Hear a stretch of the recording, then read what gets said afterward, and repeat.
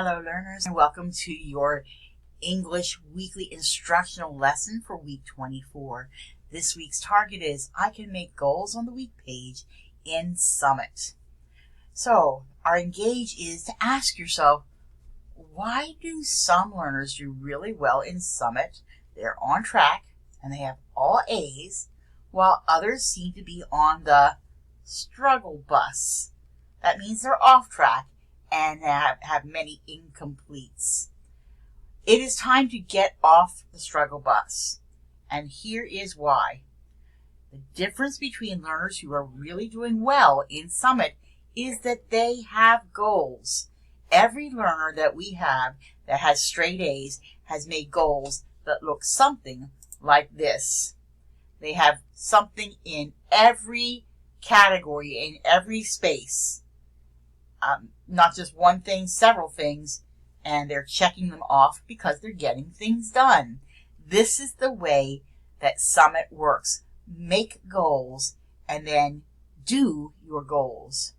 Okay, in order to find out a little bit more about how to make goals, there is a video right here to open up and watch a YouTube video of someone in 9th grade making goals. I would also like you to watch this little video about how to set those goals. And instead of giving you a do, the do that you really should go and do is go to your week page and fill in each of the 20 blocks. That's 4 blocks times 5 equals 20. Then think about this. How many goals have you set for the week? Do you have 20 out of 20? That would be 100%. Do you have less than that? That gives you an idea that you really should have at least 20 goals, one for every subject that you have in Summit. I have quizzes for you to play. It is one that we've done before, but it's a good review. Some of you have never seen this at all. Go and play this game about Summits. All right, so now it's time to move on to checkpoint 2. Last week we started checkpoint 1. I hope you're working with us and not way behind. If you are still on that struggle bus, it is time to accelerate and get off of the bus and on track with your Summit learning.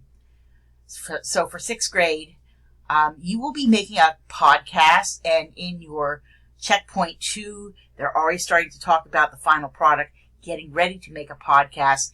And I've been thinking, how are we going to do a podcast? I found a free website. You might want to check it out. It's not the only one, but it's one that's pretty cool. You do have to register for it, but it is free.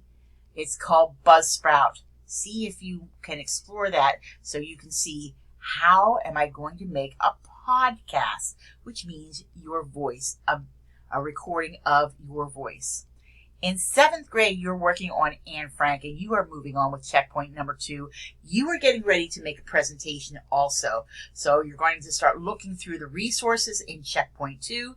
In the meantime, I found a kind of short video about Anne Frank and her life. It's a summary, so it gives you a broad idea of the things that you're going to be looking for about Anne Frank. In 8th grade, last week we looked at gender stereotypes, the differences between a man and a woman and how they're both stereotyped by Walt Disney. If you took a look at those videos, this week it's all about advertisement, stereotyping in the media. Way back in the 60s, they had some horrible commercials depicting women as being housewives and cleaners instead of having jobs. Things have changed in the last 50 years. It's time to look at those different things in advertising to see, wow, really? That's how it used to be, but it's not that way anymore. So take a look at that. In 9th grade, you are working with poetry. You're going to be building your anthology.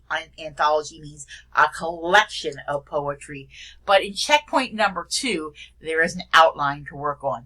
Now, many of these outlines say that they're time-based, like take 20 minutes to do something. You are not bound by time as you would be if you were in a brick and mortar building where there is a bell schedule and you've only got so much time to get something done.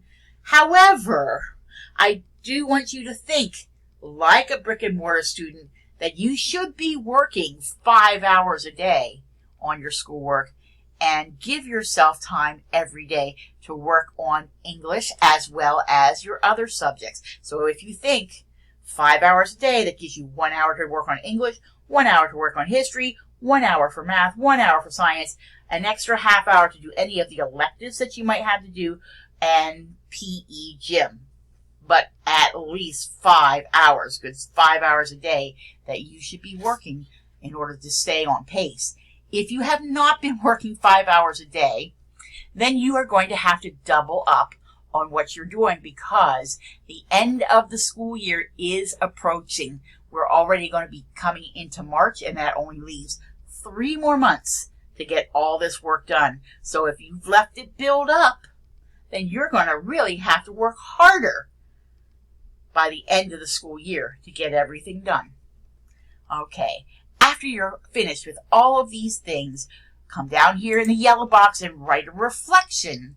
The question of the reflection is, what did you learn about yourself as you worked on this weekly instructional lesson? Where are you in your learning right now? Are you struggling? Are you cruising right along? Or are you on track with your learning and you can already see the end in sight and maybe even be able to finish before May the 29th this year?